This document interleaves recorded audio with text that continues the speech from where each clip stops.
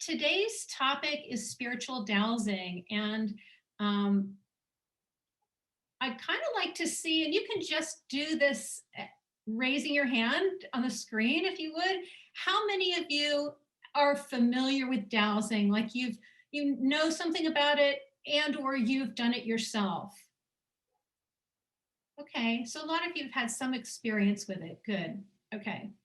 So I'm going to be sharing what I know about dowsing from my perspective, because of course that's what I know the most about. And I want to give you a little bit of background. I learned about dowsing. I knew about dowsing, but I'd never done anything with it. And I learned about it in the 90s. My husband was the vice president of the area dowsing club. And in that position, he was the one who would find speakers for the monthly meeting. And so we had the great opportunity to sit with many of these people. We would have them, they would come into town and we would have dinner with them, and then we would take their training. And so I got to meet a number of dowsers, including Raymond Grace, who Jeannie I know knows, the late healer and dowser, Harold McCoy, Dorothy McLean, who's with, she's a nature mystic from the Findhorn Foundation community, and then the master spiritual dowser, Joey Korn, who became one of my primary teachers. And I'm just going to take a moment if people can make sure that they have their mute on, because that will help for any background noise. So if you can just mute yourself right now, and then later, when we have questions, feel free to unmute yourself. So dowsing has traditionally been known as a way of finding water. That's what most people know it as. And the old time dowsers will go out with a forked stick, and they usually just get kind of a green stick from a tree. Some dowsers are really particular about what kind of wood they use, and they hold on to the forks of the stick and turn their hands out, and that stick will either bend down to point to where there's an underground stream, or it will point up towards the sky. If it points down, it's finding the water right there. If it points up, then it's not, or it will be neutral. There's just nothing there. And in addition to finding underground water, many of these traditional dowsers could also could also dowse for the depth that you need to dig in order to get a particular flow of water. So there was more details than just finding the water. Dowsing, as I'm talking about it, to find water, was first mentioned in literature in the 16th century. So it's been talked about and used for a long while. And then there's some speculation about drawings on cave walls in northern Africa that were found in the 1940s and seemed to depict people who were dowsing with an instrument that looked very much like a dowsing stick, a forked stick. That's still a little bit questionable, but some people believe it to have been around for about 8,000 years. So it could be much older than what our modern literature is showing us. So to begin with, I just want to talk a little bit about how I start out my dowsing process, and then I'm going to go through an exercise with you. I make sure when I'm dowsing that, one, I am hydrated. I make sure that I drink lots of water and that energy is flowing through me fairly efficiently. And I also make sure that I'm grounded and centered. So that means that I don't have a lot of distraction going on, because I really want to be focused on what I'm doing. And the other thing that I want to make sure of is that I get out of my thinking mind, because dowsing is a right-brained activity. It's not something that requires you to think and be in control of it. And so it's important that you're able to put your mind in your back pocket and get out of the way of whatever's going to come through. Because whenever we have thoughts or opinions or judgments about something, and then we ask a question about it, those are going to impact the results we find. And it's important that we don't steer the process of dowsing. Let's see. Yes, I will follow up with names and authors of books I mentioned, by the way. I will be giving a link in a moment. I'll put the link up, and I have a handout for you, so we'll have some resources there. So thanks for asking that, Maria. So I want to do an exercise, and just make sure you're muted, and I'm going to, if you feel comfortable, I'm going to have you close your eyes. And in this exercise, I just want you to know that there's no right or wrong. There's really just paying attention and feeling into whatever is going on in your body. So first, I just want you to, if you have your legs crossed, uncross your legs and put your feet flat on the floor. And then I'm going to ask you to take a deep breath. And as you breathe in, allow that breath to fill your whole body. And as you breathe out, just set the intention that your body relax as that breath leaves your body. And let's take another breath in and breathe in clarity and openness. And then breathe out whatever it is you don't need in this moment.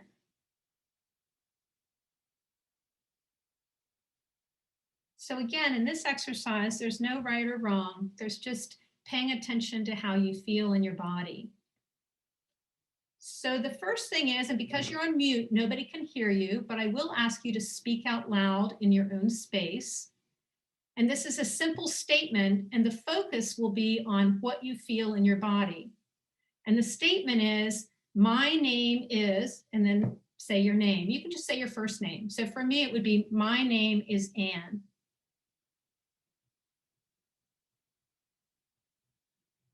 And if you didn't notice anything in your body, then you may want to say it again.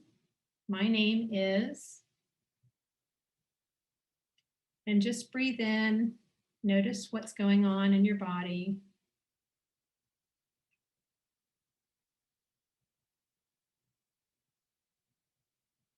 And then I want you to take a deep breath again and just clear your body with that breath. Breathe out. And we're going to make a second statement. And this time I want you to all say, my name is Patty. You can say it with confidence, say it out loud, and take note of what's going on in your body.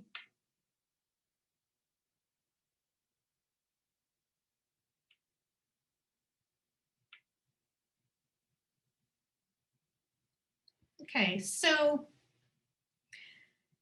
take a deep breath in, breathe it out. And I'm going to try one more exercise. And again, you may or may not feel something in your body. Any way that this happens is okay.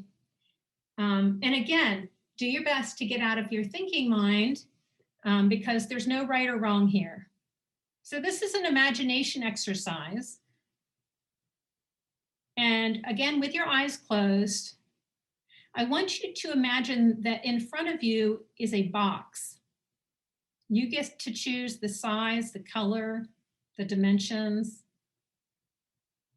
So I want you to see that box in your mind's eye and don't touch the box. You're not going to touch it. So as you're observing that box, I want you to imagine that there's a sound that emerges from inside the box. And I want you to notice what happens in your body. Where do you feel that sound or your response to that sound in your body?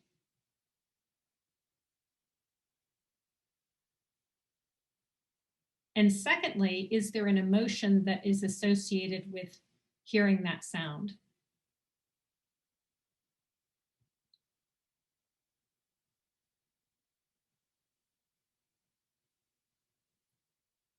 So take a deep breath in and sigh it out. And then you can open your eyes.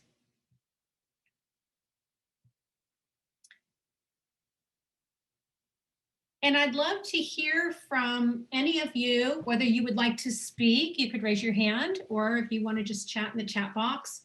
I'd like to hear from you if anybody felt anything in their body in the first exercise where you were saying your name and then you were saying someone else's name.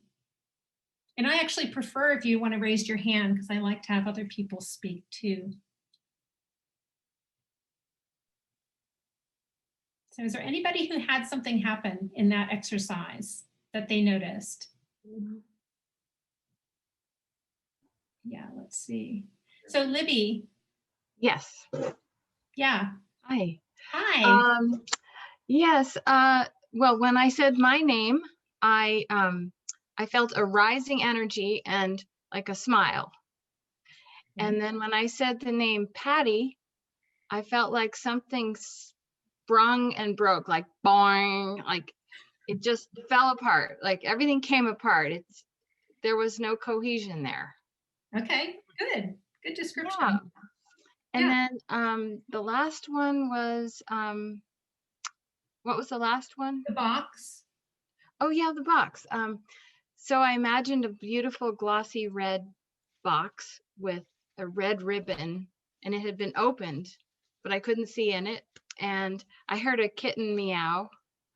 And I immediately felt intense interest and love and concern to make sure the kitten was okay.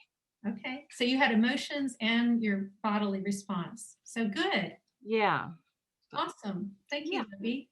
You're welcome. Jeannie, how about you? With my name, I felt a tingle that went through like the core of my body. And it was a joyful feeling. When I said the not name, it just went flat. The box was a 10 box. It was really a lovely box. I really liked the box. But at the same moment that I was looking at the box and loving the box, I actually heard a bird right outside my window. And then you said, "What do you hear?" Well, at that time I was already, it was the bird. And so then I noticed my heart was beating like with anticipation that this bird was in this box. So I guess there was a little bit of concern maybe, Okay. that this bird was in this box. Okay, yeah, so you had both as well. You had a bodily response and then you also had that emotion that went along with it. Yeah, great. Thanks, Jeannie. Maria and Glenn. So when I first said my name, it was like this resonance with me, like this peaceful, like my name is Maria. It's like this really peaceful resonance with that. And then when I said my name is Patty, kind of similar with someone that shared, it was like this, like yikes kind of thing. You know, it's like, it's like this feeling through my body. It's like, no, it's not kind of thing. So that was that. And the box was interesting.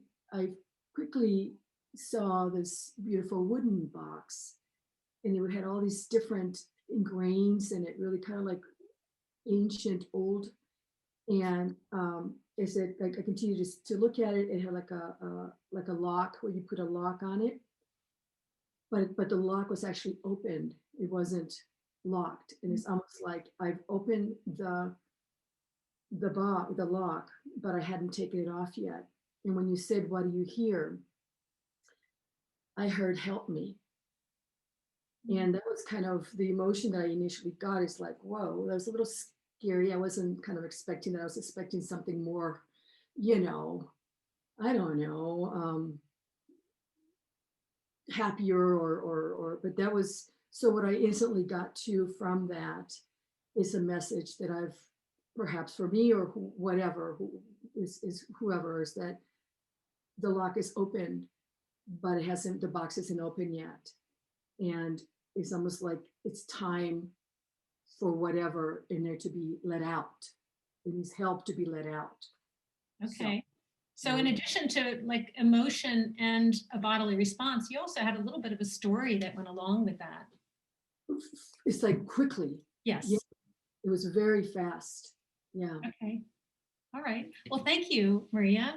So I'm curious if there's anybody, and don't be shy, if there's anybody who had no response to any of those. Is there anybody who had no response? Michelle, are you raising your hand?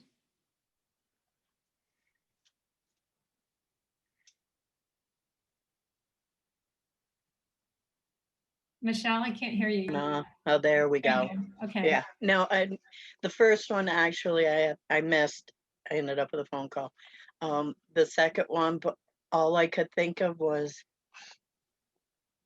the kids have this box they play with.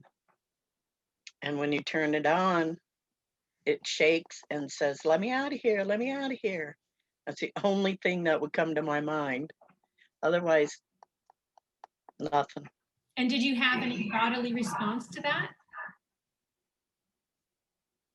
A little bit of angst, but I knew what it was, and then it made me laugh. Okay. Okay. Anybody else who didn't feel anything? Yes, Lynn. I actually did feel a little bit, but I think I'm more in this category than the other one. When I said my own name, it just felt normal. And then when I said Patty, it's like my body didn't take it in. It just stopped. It didn't go in me. And then box, I saw a red box, nicely tied, smallish. And the sound I heard was a musical sound. And what was interesting was I felt it in my guts. Okay. And that's all I felt. So not lots of other. Yeah. Okay. Well, good. Well, what I wanted to get across here, and I tried several activities because people respond differently to different things, but you just did a form of dowsing. It's called body dowsing. And one of the big points I want to get across to you is that dowsing in whatever form is simply an extension of your intuitive sense. So our bodies are like tuning forks. They're going to tune into things. And for example, if I'm looking for water or the energy of water, then I've set the intention that I resonate with that energy, and my body as the tuning fork is going to be way more attuned to that. And whatever instrument I use is going to respond to that. So whether it's my forked stick or whether it's some other tool that I'm using, it will give me a response.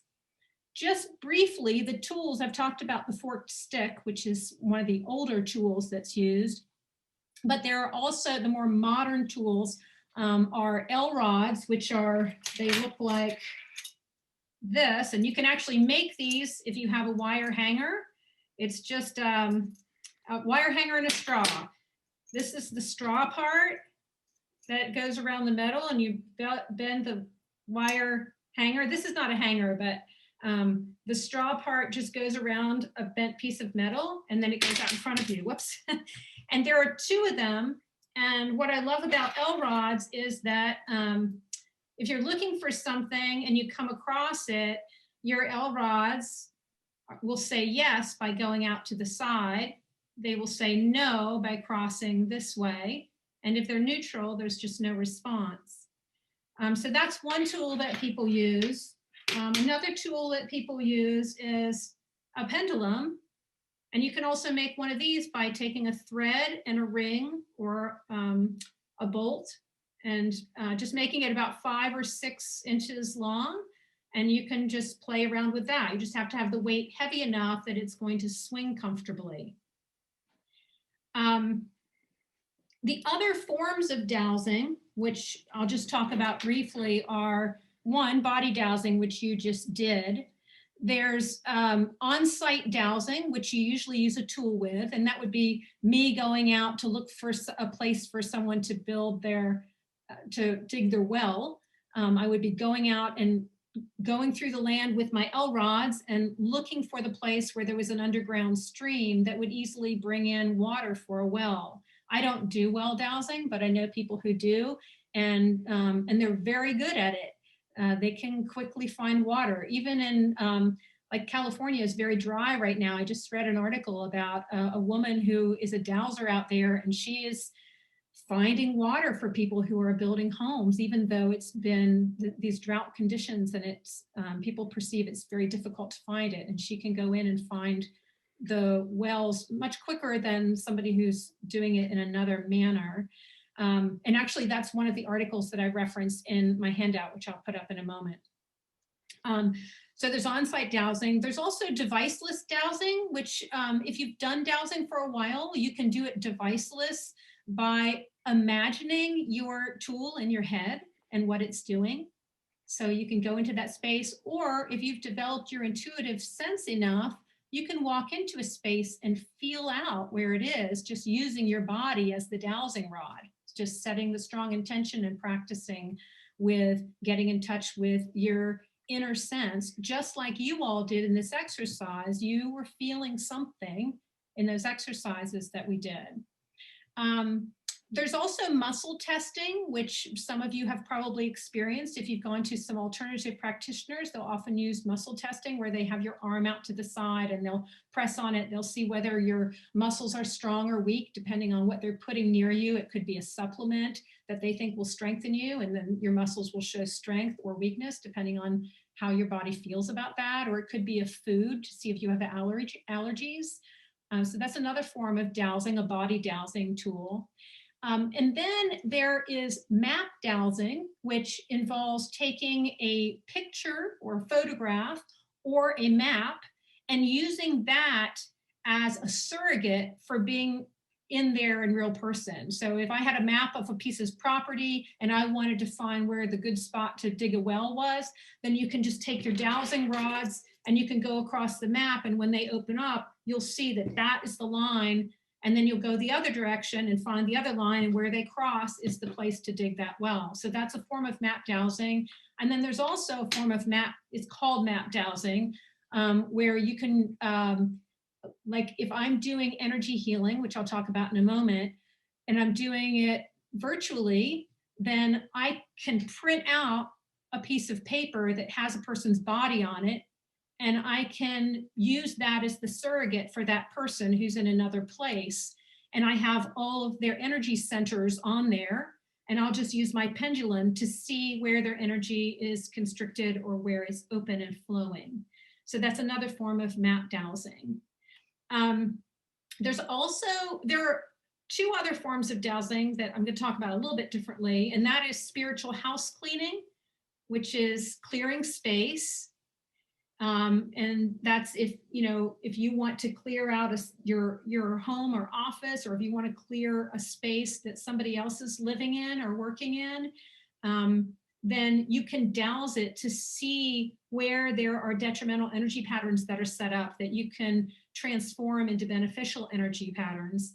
And then the other one is healing, which is not just doing a map dowsing where you're finding the constricted energy patterns, but you're actually interacting with that energy to create more flow. So those last two, the spiritual house cleaning and the healing, of course, you're not just getting information from your dowsing, you're interacting with the energy that's there to try to transform it in some way. And for those things, it's best to have permission, that you don't just go into somebody's energy field or into their living space to do this work unless it's requested of you. So yes, Jeannie, you have a question. Yeah, that's fine. Just unmute yourself. Yeah, I'm finding that button.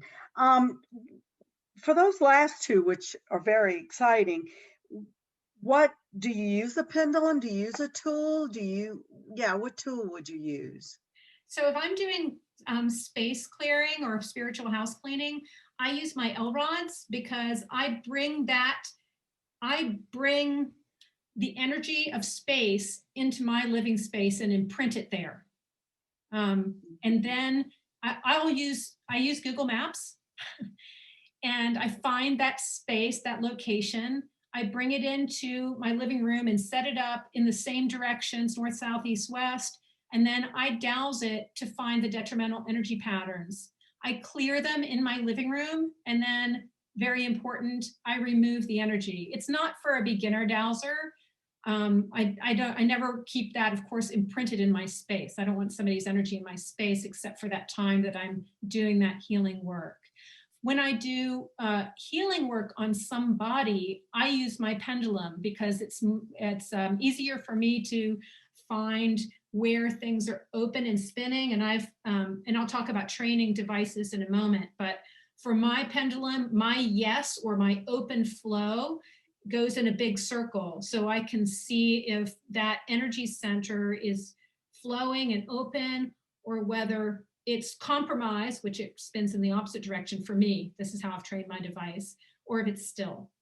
So I use the pendulum because I'm just used to doing that with an individual. And instead of using a piece of paper with a diagram on it, I use a doll because I'm a doll maker, and I have a big doll that I lay out, and I dowse, I pendulum the energy centers, and then I do my clearing that way. And I will say, if you came last week, or even if you didn't come last week, last week was, the topic was blessings. And I use my blessing work in combination with my dowsing. So if you want to see that video has been posted on my website. Oh, good. And it's a really effective way, I mean, for the simplest of dowsing and healing, to find an energy pattern and then to clear it using blessings. There are other energies and like there are spiritual entities that can come in. There are other things that make this more complicated that I won't get into today. But for the simplest healing / space clearing, those blessings are very effective, and they're great to use every day. And I use them every day. I bless me, I bless my family, I bless my home and my property. I use them every morning. And they're lovely, and they're grounding. They bring you into the present moment, and they're very healing. So I highly encourage the use of those. And if you go looking at my website, I have a handout with the blessings on it, and you're welcome to print that out and use that as you will. So those are the different forms of dowsing. And I will say that dowsing requires some practice. And as I mentioned, you can make these tools. You can make a pendulum, you can make some L rods very simply yourself. And then the important thing is training your device.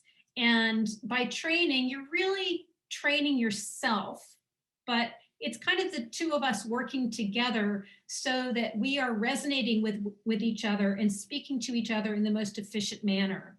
So when you first start with a device, for example, the pendulum, when I first trained my pendulum, or trained me to work with my pendulum, I told it, this means yes.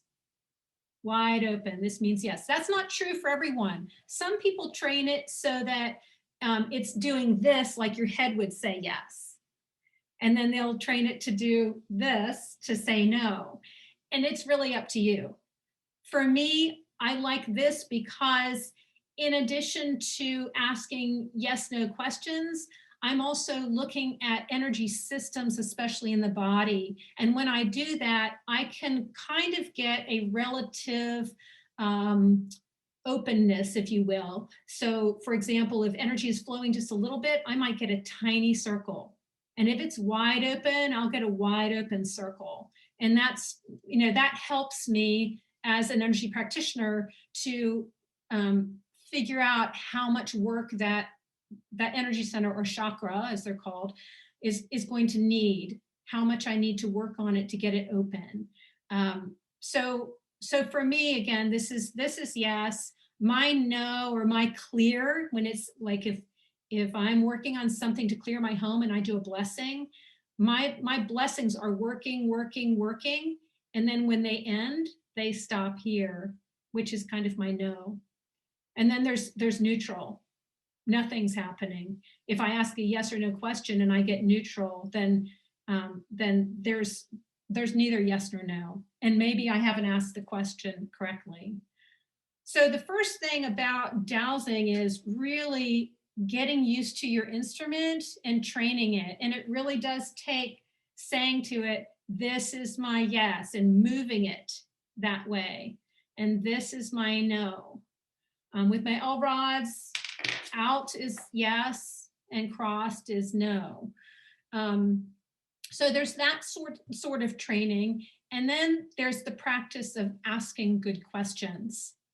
The way that I was taught, primarily by Joey Korn, is to not use questions, but to use statements that are declarative. So I might say, this, if I have a supplement that I'm taking, I might say, this supplement is something I need to take today. And I will dowse it with my pendulum and see, and it might go like this. So I know that I need to take that supplement. So I say it as a statement because to me, that feels more clear than asking a question that implies that I don't know. And so, I use statements, but they need to be clear, and that takes practice too. There are probably many online resources. I have found a few that have helpful questioning. Some of the early books I used, this was one of them, Taming the Wild Pendulum, which is on my list. So I will actually, let me just put that up right now while I'm thinking of it. Let's see. Yeah. So there's my dowsing giveaway. It's a handout, and you can go to that and find the resources there. I've mentioned two things that are important to do when you begin dowsing. One is train your instrument, train yourself, train your instrument. Two is learn how to ask good questions. And third is, and probably most importantly, get out of your own way. And that just means don't come to this with judgments or with a lot of stuff on something. If I'm very emotional about something and I try to dowse it, that is just the wrong time and place for me to be doing dowsing. And if I have so much emotion involving something, I ask for help. I ask somebody who's not attached and who can be a clear channel, and who can dowse for me and get more clear answers than I could from that emotional place. So you can't be in your opinionated, judging mind. You've got to let go of that and really step into the place of curiosity, not knowing, not caring necessarily, because when we care, then we have an opinion or judgment about it. So that's probably the more challenging of the three things. You can train your device. You can learn how to ask good questions. The real practice comes in getting out of your own way. So I'm going to take a pause there and just see if anybody has any questions so far. Feel free to raise your hand, chime in. Yeah, Libby.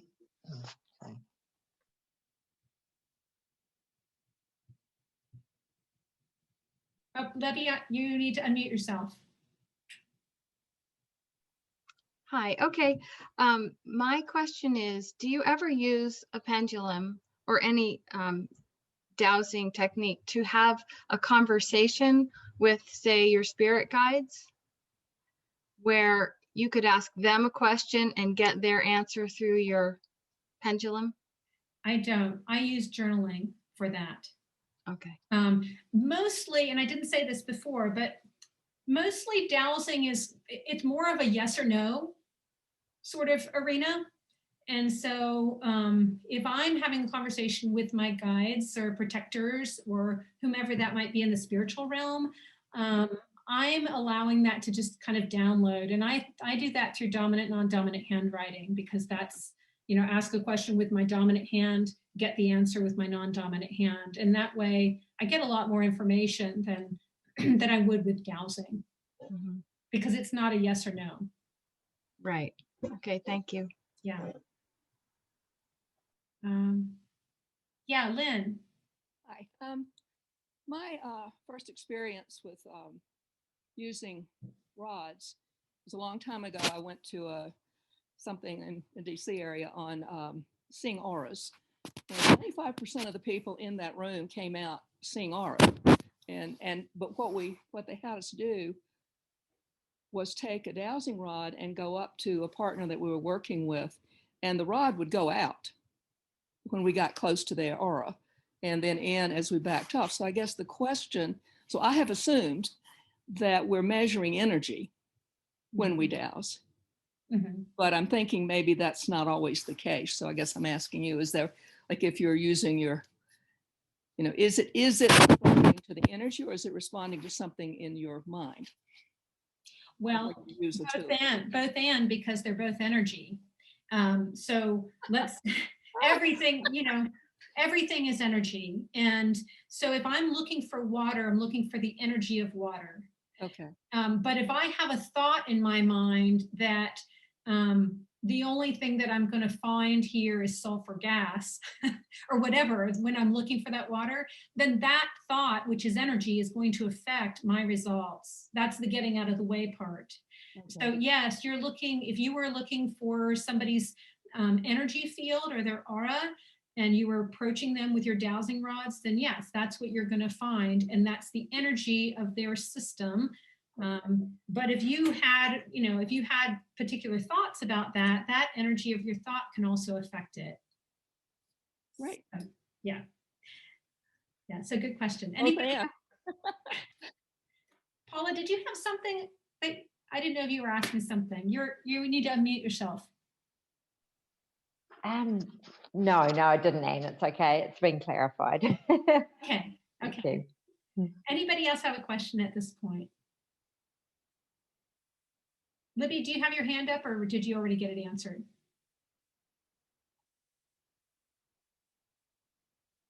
Okay. I do have a question. Yeah. So say you have someone close and you are asking questions that are beneficial, or just asking questions about them. You need their permission to do that? Well, for example, let's say that my husband had something he was challenged with. I wouldn't just douse to get questions answered about him unless I had asked him, if that's what you're asking. Yeah, I think that is what I'm asking. Yeah, I stay out of other people's energy unless I'm asked to come into their energy. And it's kind of the way I've always worked, even, as an energy healer. I don't enter into somebody's energy system without having permission to do that. Even if do you do it specifically with each situation, or if you're in a relationship, like say with your husband, it's sort of you have that permission? I never assume that I have permission, even with my husband or my children, because I want them to be part of the picture. If there are questions that I have about their situation, then I can ask them if they want to know that, but I don't want to pry into their energy space, if that makes sense. Mm-hmm. So it just feels like to keep it high integrity, to just keep my energy clear from somebody else's energy unless they request it. Okay, thanks. Yeah, but I will ask, as I said, if I'm having an issue that's very difficult for me emotionally, I will ask somebody else to help me. Then they have permission to go in and douse and ask questions, or to do some clearing with me. Yeah. So the last thing that I want to cover is a part of the dowsing training that I find really fascinating, and that is that traditionally dowsers have, and I mentioned this last week, have felt that we as humans are affected by underground streams on the planet. And that if we have, say, an underground stream that is underneath our bedroom, we may not sleep well, or we might have disrupted energy in our home. And what my teacher has taught me, which I really resonate with, is that those energy patterns that are of the earth are not something that that are just of the earth, that we as humans and with our emotions and our thoughts and our intentions have imprinted our energy on the earth, and that is malleable. And we can find those energy patterns. I mean, there are earth energy patterns. For example, there are like tree energy. If I go to a tree and I walk around it and I ask to see the lines of energy that are associated with that tree, I will find that. If there are energies that are imprinted on the earth that are detrimental, for example, that is typically a human created pattern. And wherever on the earth, there are all of these energy lines. They're called ley lines, L-E-Y. And they are like the meridians, if you know Chinese acupuncture, they're like the meridians in Chinese medicine on our bodies. They lay on the earth in a particular pattern, and wherever they cross is a place where the earth energy can hold on to something that we imprint there, whether it is beneficial energy or detrimental energy. And so all of us as human beings carry an energy pattern with us that looks like the Kabbalah, the tree of life. So I will actually share with you, probably should have done this a moment ago. Let me just see.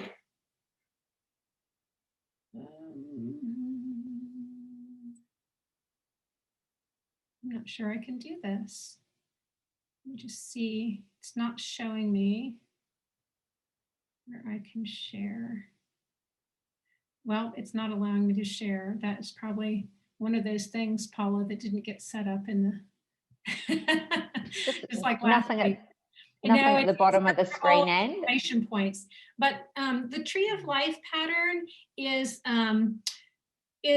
a pattern of energy that sits within our body and extends out in front of us. So for example, if I walk into a room with you, my energy pattern will overlap with your energy pattern. And that's why we can feel so much. We can body douse the energy of somebody else who is in our presence. And this pattern is a series of lines and crisscrosses. And those lines all hold meaning as far as what issues we're working on in our life. And I won't go into that right now, but this pattern is repeated on the Earth's surface. So if you see it again and again and again, it is, that's what covers the Earth's surface as these ley lines are what looks like a human energy pattern. And it's just repeated all over the Earth. And these crisscrosses that happen on the Earth's surface, like I said, can hold detrimental or beneficial energy and can be shifted to be beneficial, from detrimental to beneficial, by simply doing a blessing on that energy pattern. And that's why the blessings, as I said, go hand in hand with this work, because whenever I'm doing dowsing, likely I'm also doing blessing, whether it's working with space clearing, whether it's working with a human being and doing some energy healing, whatever it is, I bring the blessings in because they're extremely powerful in transmuting that energy to something that's beneficial. And so, for example, a simple one is if I were to take my dowsing rods and I want to douse the energy that's being emitted by my desktop computer, then I would look for that pattern, and it would be in waves. And I want to look for the detrimental energies that are in that. Now I've already blessed mine, so I don't have those here, but if I am approaching it and I haven't blessed my machine, then I will get detrimental pattern and it will come in waves. And when I bless it, when I bless my computer to only emit beneficial energies, beneficial for my peace and well-being and my vitality and my strength, however I want to term that, then that's what I will find. So that takes a moment. I dowse it and I use my pendulum to make sure it's gone through. It's circling, doing the work, and then it's shifted. So that's one way that I use that. But those energy patterns are imprinted everywhere, and we can clear our home space, our bedroom, our office, by using those blessings that I referred to last week. There's one of them that is for doing, clearing space. Always bless yourself first, however. So, so I want to be respectful of time because it's 10 of the hour. And I just want to stop there and see if anybody has any questions or anything that's come up about them.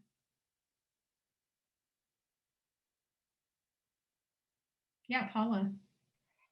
And I was just wondering, you talk about being in the space of someone or being in the space of the land and the ley lines. Can you do that like on the internet and you could do it with me or you talked before about Google Maps and that sort of thing. Is it the same energy you're feeling or, how does that work? You mean as far as if I were to dowse the office that you're in right now, for example? Yeah. Or so I would get your address. I'd bring it up through Google Maps. I would situate Google Maps so that the north, south, east, west I'd figured out with my living room and imprinted in the same directionality. And then I would dowse to find where first I dowse for they're called Hartman and Curry grid lines, which I'm not going to go into right now, but there are names for the north, like to make it simple, north, south, or east, west, those grid lines that happen on the earth. And if some of those are out, then there are some detrimental energies that need to be dealt with at the core of the issue, wherever that energy is showing up. So I find where's this main source of this detrimental energy pattern. I find that and I bless that spot. It could be a human energy pattern. Often it is. It could be an energy entity, which is maybe somebody who's passed, who lived in the house before. There are a number of things that it could be, but to bless that core space, that where it evolved from, can correct the whole pattern. Sometimes there are some secondary sources that also need to be found and blessed. So that's just, does that answer your question? Yes, yeah, thank you. It's so interesting. Thank you. Other questions? Lynn? Yeah, when you mentioned the tree of life, I hadn't heard that phrase, tree of life energy. Is that the same as the aura or the Akashic records or whatever we walk around with? Or is it something new I need to understand? I'm referring to a pattern that actually, it's, if you look up when I post this video, I'll put a picture of it, but there's, it's often referred to as the Kabbalah, and it has a specific pattern with 10 circles and lines that interconnect them. And it, yeah, it's, I'm trying to think what to compare it to, but it is not,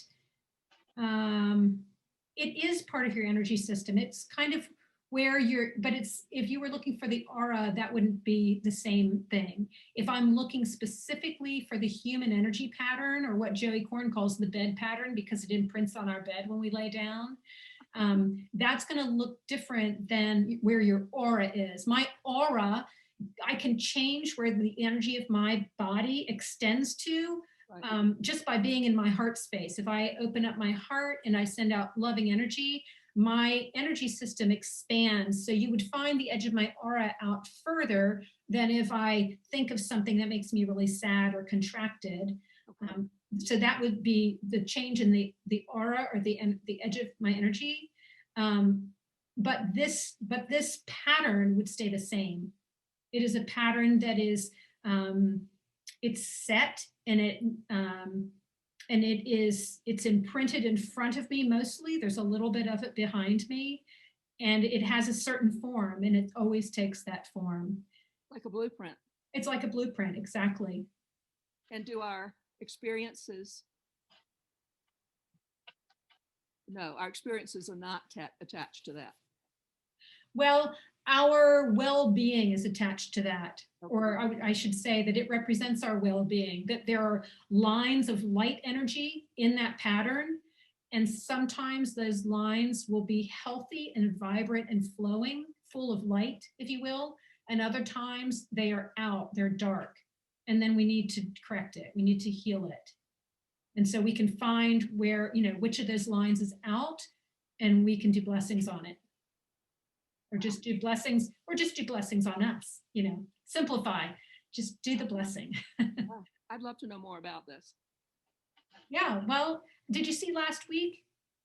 Go look at last week's, because you'll get the blessings and you'll have the blessings for yourself, and they're very valuable. Thank you. Yeah. Lynn Karaginas. I'm assuming, just from what you've said, I'm assuming that you can work with ancestral energies such as inherited trauma. I have not, in terms of working with the Kabbalah or the human energy pattern. I've not done that. I mean, sometimes those energies come in when I'm doing in-person healings. But you could certainly, you could work intentionally with those energies, and you could gather information through dowsing, if you will, and you could do healing with those energies. Okay, Absolutely. this is all new to me, so I'm just curious about that. Yeah, and do you know the work of Daniel 4? Yes. Yeah, okay. Yeah. Okay. He works with ancestral medicine for those people who are interested. Daniel what? Daniel 4, Foor. He's an Ashevillean, and he does a lot of online trainings in animism and ancestral healings. Other questions? Anne? Yes. Hey, I'm not really clear on this tree of life pattern. I know, you see jewelry that's tree of life. But I'm not clear on this Kabbalah, the 10 circles and so forth. Do you have a reading list, something that I could further explore that? Yes, absolutely. In the link that I put out, the giveaway for dowsing, there is one source. It's called Dowsing, the Path to Enlightenment. It's by my teacher, Joey Korn. And in that book, he talks a lot about that, what he calls the bed pattern, but he refers to it also as the Kabbalah, I believe. And he talks about what some of those lines mean and how you can find it. And how to do those clearings and blessings. So that's a great book. Yeah, and he just rewrote the book. I think 3 years ago he rewrote it, so he has a second edition out, and you can get it at his website, dowsers.com, and along with, which is the same site that I offer in the tools for dowsing. If you want to, get some L rods or a pendulum, you can go to dowsers.com, and I have that link in that handout. Okay, super. Thank you. Yeah, you're welcome. So we're almost at the top of the hour. I just want to see if there are any other questions. I'm happy to answer a couple more, and then we'll close out. So you're saying Kabbalah, like the Jewish mysticism? Exactly. Okay. Yes. Any other questions? Okay, well, I just want to mention that next week I'm going to be talking about the healer in you. So I'm going to be talking about healing a little bit more. These classes have kind of built on each other, because I really feel like dowsing builds on the blessing, and they're combined, and then there's the healing piece. So I hope you'll join me next week at 2. And I also have a class coming up as a 5-week class in the listening way, which is all about finding out the best way that you listen and getting in touch with your intuitive senses.